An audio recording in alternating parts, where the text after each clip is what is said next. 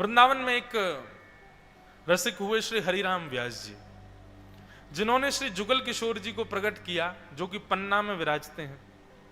तो हरिराम व्यास जी पहले बड़े विद्वान थे और विद्वत्ता के कारण उनके अंदर अहम भी था, लेकिन जब वो वृंदावन आए तो वृंदावन में श्री हित हरिवंश महाप्रभु के चरणाश्रित होने के बाद उनके चित्त से अहंकार चला गया और ज्ञान जो है वो विवेक में परिवर्तित हो गया।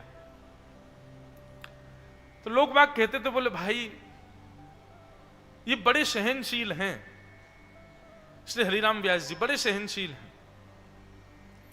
तो एक संत उनकी परीक्षा लेने के लिए उनके यहां पहुंच गए।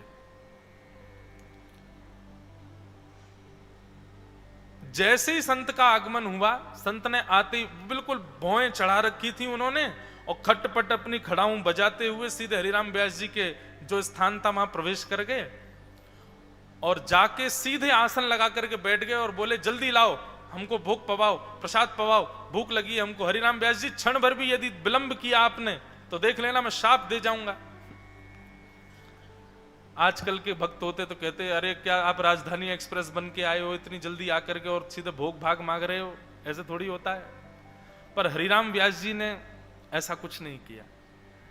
उन्होंने निवेदन किया, बोले बड़े हमारे भाग्य की हमारे घर संत पधारे, पर प्रभु श्री जुगल किशोर जी की राजभोग की थाली अभी मंदिर में भीतर जा रही है, तैयार हो गई है थाली, बस सेवक जन लेकर के जा रहे हैं। ठाकुर जी का भोग लगेगा, उसका थोड़ा अवधि है, 20 मिनट 45 मिनट तक थोड़ा भोग लगेगा, उसके बाद सबसे पहली प्रसादी आप ही पाइएगा।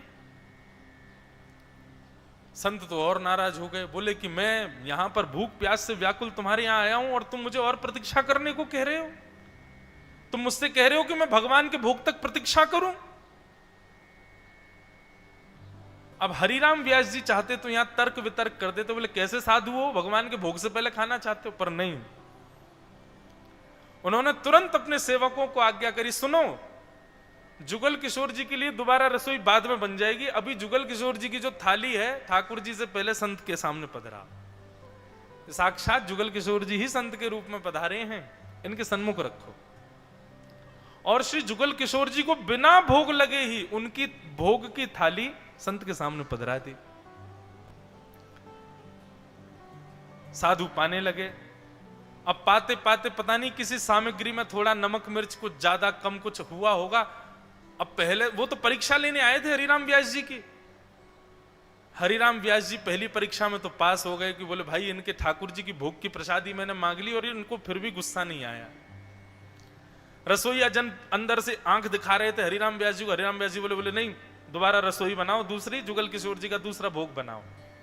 आज ऐसा मान लेंगे कि हमारे यहां सचल जुगल किशोर जी आए तो एक थाली उनकी चली गई। अब पाते पाते किसी में नमक मिर्च थोड़ा कम रह गया होगा, ज्यादा हो गया, कुछ हुआ, तो संत को इतना क्रोध आया कि थाली उठा करके हरिराम व्यास जी के मुंह पे ही मार दी।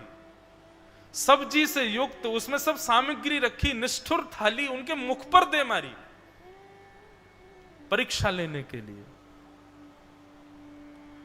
हरिराम व्यास जी मुख पर जैसी थाली पड़ी तो अपने अंग प्रत्यंगों में जहां कहीं दाल कड़ी छींटे गिरे, चावल गिर गए, रोटी गिर गई, वहां से उसको ऐसे समेटने लगे और समेट करके एक एक अन्न एक एक वस्तु को समेट करके और ऐसे अपनी झोली में भरने लगे। और हरिराम व्यास जी बोले मैंने तो गुरुजनों से सुना था कि साधु बड़े कृपालु होते हैं, पर आज देख लिया। तभी हरिराम व्यास जी का एक सेवक आ गया, बोले क्या साधुता दिख रही है आपको इसमें?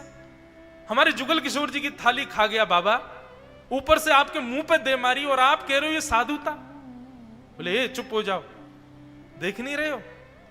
संत जब प्रसाद पाते हैं तो प्रसाद पाने के बाद उनकी टूक प्रसादी पाने से भक्ति बढ़ती है। जो संत छोड़ दें अपनी थाली में, उसको पाने से हमारे भीतर भाव निर्मित होता है। परंतु आज मेरे साथ तो अद्भुत हुआ, संत ने झूठन प्रसादी छोड़ी नहीं, बल्कि झूठन प्रसादी मेरे मुख पे ही दे मारी। लो ठूस लो अपने मुख में, लो खाओ इसको, पाओ। छोड़ करके जाते फिर उसमें से बीन करके मैं पाता, पर इन्होंने तो मेरे मुख पर प्रस्तुति ही कर दी है। इसलिए संत बड़े परमार्थी। मैं तो चरणों में आहा, जैसे हरिराम व्यास जी ने ये बात कही, सामने बैठे हुए संत वो तो परीक्षा के भाव से आए थे, नेत्रों में आंसू आ गए, हरिराम व्यास जी के चरणों से लिपट गए, बोले मुझे क्षमा करो, मैं तो आपके धैर्य का परीक्षण करने आया था कि मैंने सुना है कि आप वृंदावन आकर के धैर्यवान हो गए हो, तो देखूं तो सही कितना धैर्य। बोले आप नहीं आए हैं, श्री जुगल किशोर जी ही आपके रूप में आए हैं, पर माफ कीजिएगा मैं आपको हृदय से कह रहा हूं, मुझे किंचित क्षोभ नहीं हुआ, मुझे बहुत प्रिय लगा कि आपने ऐसा मेरे साथ किया।